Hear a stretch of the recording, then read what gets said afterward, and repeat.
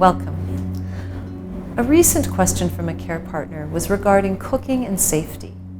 He wrote to us that his wife had left a pot on the stove a couple of times, once resulting in a small fire, and that she no longer seemed to know what she was doing in the kitchen.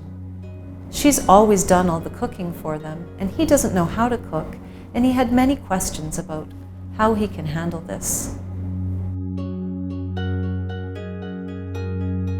It's important to understand that the decline in the ability to prepare meals and cook is gradual and inconsistent.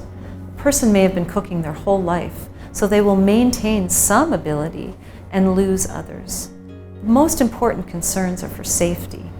Memory decline can lead a person to forget that they've put a pot on the stove, or they may leave out important steps in ensuring that the food is properly cooked and fit for consumption.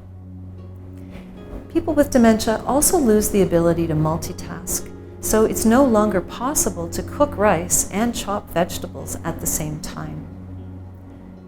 If you are caring for a person who's experiencing these difficulties, you may be fearful or worried for their safety. You may also be concerned because they've always done all the cooking and you don't have the skills needed to ensure that both of you are getting the nutrition that you need.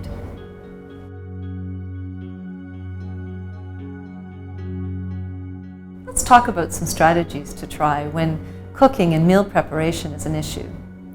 First of all, it's important to be safe, so you may want to disconnect the stove so that it can no longer be used. Purchase a kettle that turns off automatically when the water is boiled. And make sure that you or someone else can systematically go through the fridge and discard expired items.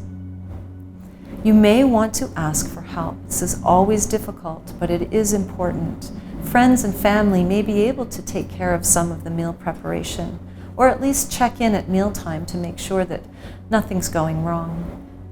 You can engage a meal delivery service. This ensures that you have access to healthy, prepared food delivered straight to your door.